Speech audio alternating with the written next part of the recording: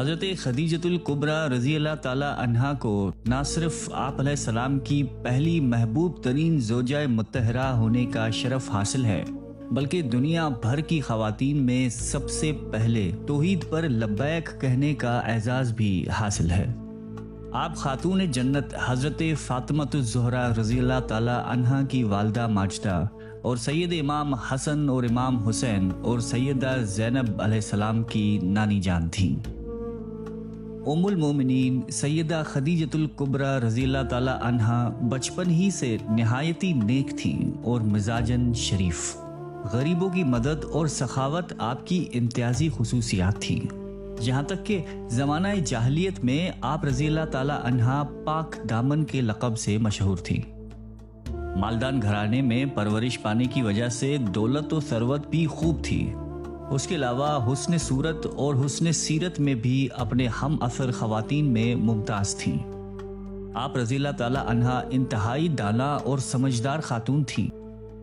آپ کے والد محترم خویلد بن اسد اعلیٰ درجے کے تاجر تھے۔ جب بڑھاپے کی دہلیز تک پہنچے تو انہوں نے اپنا سارا کاروبار اپنی بیٹی ام المومنین سیدہ خدیجۃ الکبریٰ رضی اللہ تعالی عنہا کے سپرد کر دیا۔ آپ رضی اللہ تعالی عنہا حجاز مقدس میں سب سے زیادہ مالدار خاتون شمار ہوتی تھیں، اور آپ رضی اللہ تعالی عنہا کے تجارت کا سامان عرب سے باہر ملک شام اور یمن میں سال میں 2 مرتبہ جاتا تھا۔ بعض محدثین نے لکھا ہے کہ اکیلا آپ رضی اللہ تعالی عنہا کا سامان تجارت مکہ مکرمہ کے سارے تجارتی قافلوں کے سامان کے برابر ہوتا تھا۔ جب آپ رضی اللہ تعالی عنہا کے کانوں تک نبی اکرم صلی اللہ علیہ وآلہ وسلم کی امانت اور صداقت کا چرچا پہنچا تو آپ رضی اللہ تعالی عنہا نے آپ علیہ السلام سے سامان تجارت لے کر ملک شام جانے کی درخواست کی، جسے آپ علیہ السلام نے قبول فرمایا۔ اسی دوران سیدہ خدیجۃ الکبریٰ رضی اللہ تعالی عنہا نے اپنے غلام کو خصوصی ہدایت دی کہ وہ آپ علیہ السلام کے کسی معاملے میں دخل اندازی نہ کرے۔ اللہ تعالیٰ نے اس تجارتی سفر میں بے حد برکت دی اور نفع پہلے سے دگنا ہوا، چونکہ آپ رضی اللہ تعالی عنہا کا غلام دوران سفر قریب سے آپ علیہ السلام کے حسن اخلاق، معصومانہ سیرت کا تجربہ اور معاملہ فہمی کا مشاہدہ کر چکا تھا۔ اس لیے واپسی پر غلام نے حضرت خدیجۃ الکبریٰ رضی اللہ تعالی عنہا کو آ کر بتایا، آپ علیہ السلام نہایت معاملہ فہم، تجربے کار، خوش اخلاق، دیانتدار، امانت دار، شریف النفس اور معتبر انسان ہیں۔ آپ علیہ السلام نے واپسی پہنچ کر تجارتی معاملات کا عمدہ حساب پیش کیا، جس سے سیدہ خدیجۃ الکبریٰ رضی اللہ تعالی عنہا بہت متاثر ہوئیں۔ آپ رضی اللہ تعالی عنہا کی اس وقت تک 2 شادیاں ہو چکی تھیں، لیکن ان کے دونوں شوہر اللہ کو پیارے ہو چکے تھے۔ اس وجہ سے دنیاوی معاملات سے دل برداشتہ ہو کر زیادہ وقت حرم کعبہ میں گزارتی، جس کے باعث آپ رضی اللہ تعالی عنہا کے مزاج مبارک میں تقدس اور شرافت مزید بیٹھ گئی۔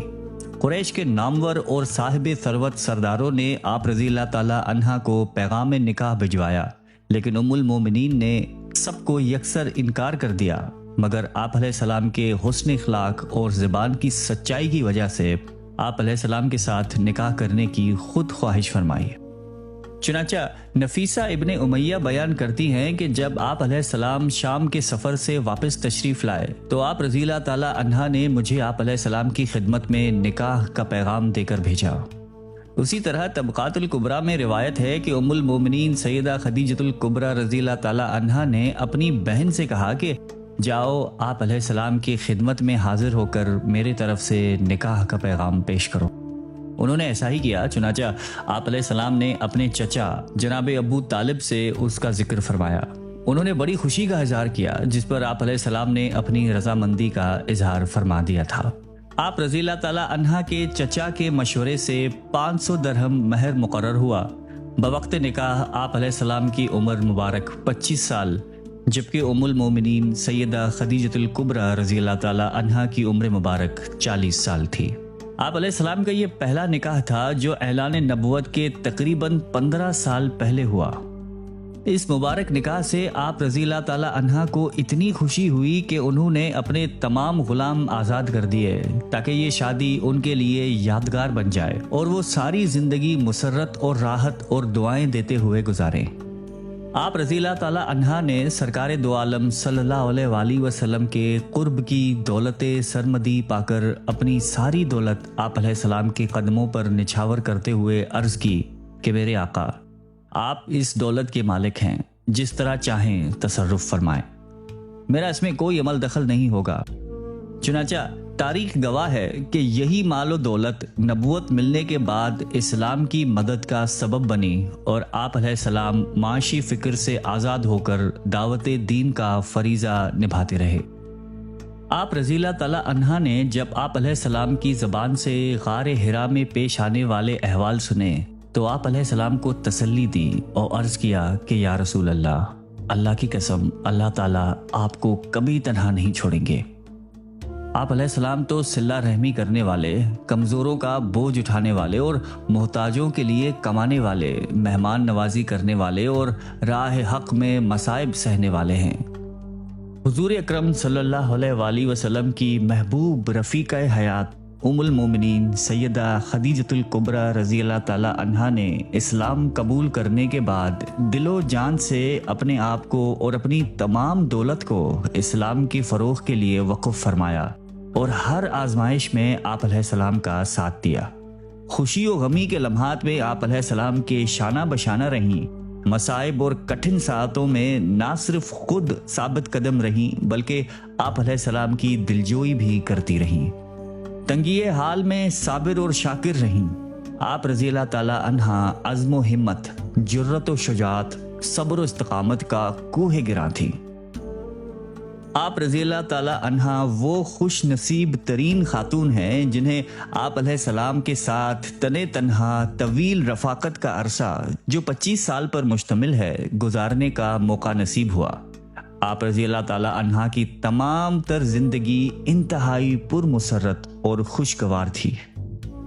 آپ رضی اللہ تعالیٰ عنہ نے آپ علیہ السلام کے ساتھ ازدواجی زندگی اتنی سلیقہ شعاری، دانش مندی اور محبت کے ساتھ گزاری کہ آپ علیہ السلام ان کی رحلت کے بعد اکثر و بیشتر گزرے ہوئے لمحات کو یاد فرماتے اور حضرت خدیجۃ الکبریٰ رضی اللہ تعالیٰ عنہا کے اوصاف اور کمالات بیان فرماتے تو بقیہ ازواج مطہرات رضی اللہ تعالیٰ عنہم جذبات رشک سے پر ہو جاتی ہیں۔ ام المومنین سیدہ عائشہ صدیقہ رضی اللہ تعالیٰ عنہا فرماتی ہیں کہ میں نبی اکرم صلی اللہ علیہ وآلہ وسلم کے ازواج مطہرات میں سے کسی پر اتنا رشک نہیں کرتی جتنا کہ سیدہ خدیجۃ الکبریٰ رضی اللہ تعالیٰ عنہا پر، حالانکہ وہ میرے نکاح سے پہلے ہی وفات پا چکی تھی۔ حضرت ابو ہریرہ رضی اللہ تعالیٰ عنہ سے روایت ہے کہ جبرائیل علیہ السلام ایک دن آپ علیہ السلام کی خدمت میں حاضر ہوئے اور عرض کیا کہ یا رسول اللہ، خدیجہ رضی اللہ تعالیٰ عنہا ایک برتن لے کر آ رہی ہیں جس میں سالن اور کھانا ہے۔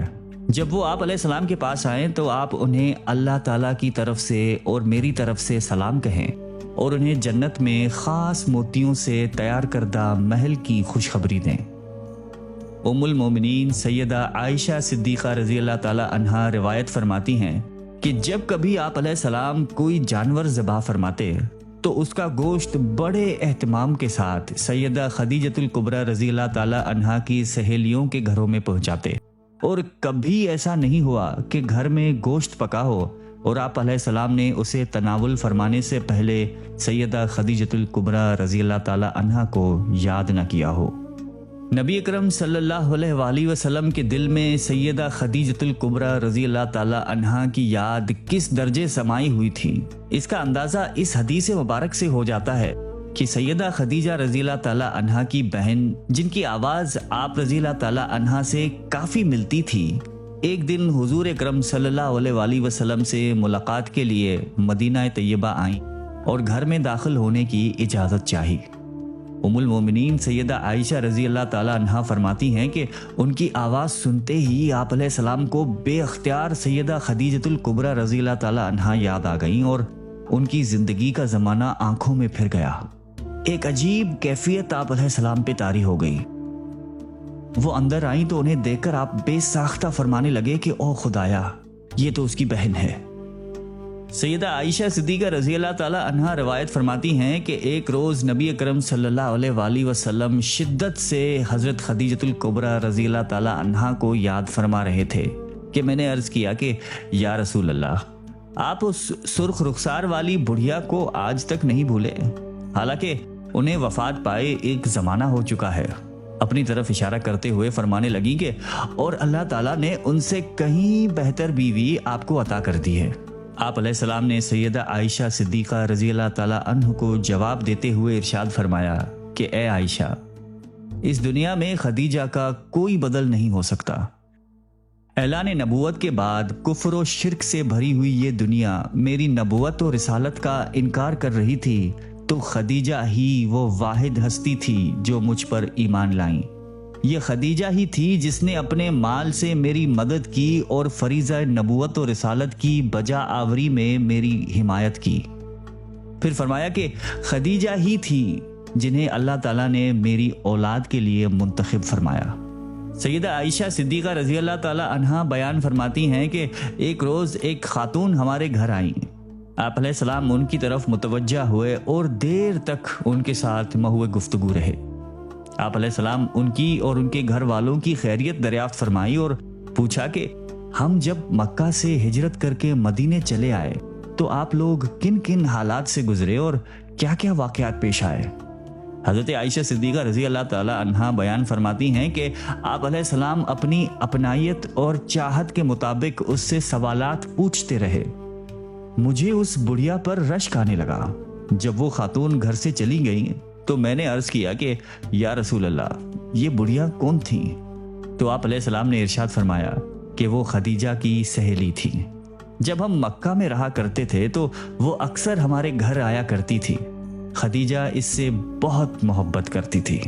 ام المومنین سیدہ خدیجۃ الکبریٰ رضی اللہ تعالی عنہا 25 سال تک آپ علیہ السلام کی جانثار، اطاعت گزار اور وفا شعار زوجہ مطہرہ بن کر اس دنیا میں حیات رہیں، اور ہجرت سے 3 سال پہلے 64 سال کی عمر مبارک میں رمضان المبارک کی 10 تاریخ کو مکہ معظمہ میں رحلت فرمائی گئیں۔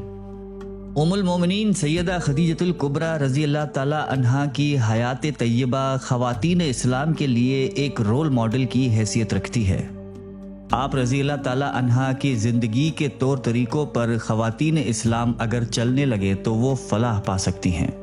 اللہ تعالیٰ میری ماؤں، بہنوں اور بیٹیوں کو ام المومنین سیدہ خدیجۃ الکبریٰ رضی اللہ تعالی عنہا کے زندگی کے اصولوں کو اپنانے اور ان پر عمل کرنے کی توفیق عطا فرمائے۔ آمین۔